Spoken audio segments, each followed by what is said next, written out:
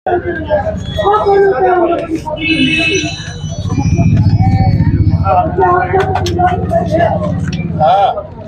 पद पर नहीं है, सब हाथ उठावा। सैकड़ों कार्यकर्ताओं के साथ इस्तीफा देने के लिए आए, क्या कहेंगे और क्या नाराजगी है? मैं तो व्यक्तिगत रूप से आप लोग से आग्रह करके पत्रकार वार्ता के लिए आया था। सागर इंटरनेशनल होटल तय हुआ था, लेकिन माननीय जिलाध्यक्ष जी ने उन पर भी दबाव देके उसको भी हमारा कमरा बुक हुआ, उसको कैंसिल करा दिया। ये लड़के सब भारतीय जनता पार्टी कार्यकर्ता हैं। इसमें से कोई एसटी मोर्चा का मंडल अध्यक्ष है, कोई पिछड़ा मोर्चा का है और कोई किसान मोर्चा का है, कोई बूथ अध्यक्ष है। जिस तरह से ये पार्टी के अध्यक्ष द्वारा मनमानी की जा रही है, उसके खिलाफ इनके मन में आक्रोश था। ये स्वयं कोई लाया नहीं गया इनको, स्वयं ये पार्टी कार्यालय में आए और अपने अपने लिखित त्यागपत्र के साथ आए। पार्टी कार्यालय में उनका पत्र स्वीकार नहीं किया गया, बल्कि उनके साथ अभद्रता की गई। उनको 4-5 कार्यकर्ताओं को कोतवाली बेढ़न में बैठवा दिया गया और 2 बस जो थी उनको बेढ़न थाने ले जाया गया। ये अपराधी लोग नहीं हैं, ये सिर्फ भारतीय जनता पार्टी के कार्यकर्ता हैं। मंडल अध्यक्ष द्वारा कहा गया कि मनमानी है। जिलाध्यक्ष पर मनमानी का आरोप है, तो किस तरह की मनमानी है? मनमानी है, भारतीय जनता पार्टी हमारी पार्टी है। हम अपने कार्यालय में अपनी बात रखने नहीं जा पा रहे हैं, तो ये मनमानी नहीं तो और क्या है? मंडल अध्यक्ष आपको क्यों निकाला गया सर पार्टी से? हैं जो कि सदस्यता इनकी नहीं है। भैया आपको पार्टी से क्यों निकाला गया, क्या वजह थी? मेरे पार्टी से निकालने की प्रक्रिया जब माननीय रामसुब्रमण्यम गुप्ता जी जिलाध्यक्ष बने थे तब से शुरू हो गई थी। इस बीच में मैंने कोयले में मिलावट का विरोध किया, वो एक बहुत बड़ा कारण था।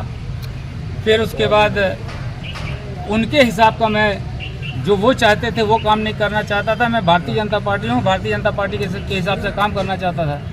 एक बैठक बुलाई गई, बैठक में ये बोला गया कि अपने अपनी राय दीजिए कैसे पार्टी को ठीक किया जा सकता है, जीता कैसे जा सकता है। हमने कहा कि अध्यक्ष जी आपका गृह मंडल है सिंगरौली, मोरवा सेक्टर आपका गृह मंडल है, वहीं आपका निवास भी है और उस सेक्टर में 9 तारीख तक एक भी प्रचार सामग्री नहीं पहुंची। उस सेक्टर में आपने 1 सेकंड के लिए भी कदम नहीं रखा। उस सेक्टर के किसी भी पदाधिकारी से आपने फ़ोन से बात नहीं की।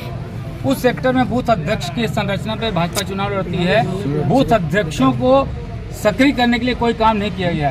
तो ऐसा क्यों हो रहा है? जब हमने इस तरह का पूछा और हमने ये भी कहा कि अगर पिछले चुनाव की तरह अपने ही दल के लोग भारतीय जनता पार्टी की जिम्मेदारी रखते हुए, दायित्व रखते हुए अगर कांग्रेस का या अन्य दल का प्रचार करते पाए जाएंगे तो जूते खाएंगे। मैंने इतनी बात कही थी, वो आक्रामक हो गए और औकात दुनिया भर की उटपटांग बातें किए और उसके दूसरे दिन हमको नोटिस जारी कर दिए कि हमने अभद्रता की। पूरा विवाद विधानसभा चुनाव को लेके है। मेरा विवाद तो विधानसभा चुनाव को लेकर नहीं, मेरा विवाद कोयले की मिक्सिंग से जुड़ा हुआ है। अभी बड़ी संख्या में कोतवाली आए हैं, आप आगे की रणनीति आप लोगों की क्या है? हम तो यहाँ आना नहीं चाहते थे। हमारे कार्यकर्ताओं, भारतीय जनता पार्टी के कार्यकर्ताओं को पुलिस वाले वहाँ से उठा ले गए, इनके कहने पे लाए होंगे, कोई अलग से अपने मन से लाए नहीं होंगे। और 2 बस जो है और 2 बस बिंदनगर थाने में ले गए हैं जो विशुद्ध रूप से भारतीय जनता पार्टी के कार्यकर्ता हैं। उनको इस तरह से उनके साथ व्यवहार किया जा रहा है। तो मंडल अध्यक्ष के द्वारा बोला गया कि ये 13 साल के बच्चे जो पार्टी के सदस्य नहीं है उनको भी लाया गया है। अध्यक्ष को प्रमाण की आवश्यकता नहीं होती। यहाँ पे इतने लोग खड़े हैं, 24 नंबर का बूथ अध्यक्ष है, महामंत्री है, इस तरह के कार्यकर्ता सब आए हुए हैं। कोई बच्चा हो सकता है कि बस में बैठ के आ गया था, बस में कोई बच्चा आ गया होगा, उसमें मैं नकार नहीं रहा हूँ। कोई बच्चा हो सकता है बस में बैठ के उत्सुकतावाद से आ गया होगा। कितने कार्यकर्ता हैं?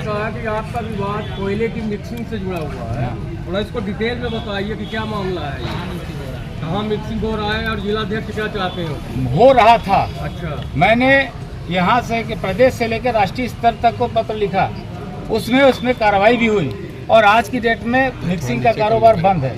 किस जगह पे होता था कि ये मिक्सिंग? गोंदवाली में, मोरवा में यार्ड में, बरगमा यार्ड में, सारी जगह किसके द्वारा कराया जाता था? ये कोल माफियाओं के द्वारा कराया जाता था। कोल माफिया संरक्षण मिले थे क्या?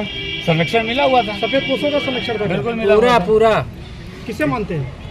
यहाँ के स्थापित नेता जो हैं उनका संरक्षण। बीच में भी आप प्रेस वार्ता किए थे, बोले कि कोल माफिया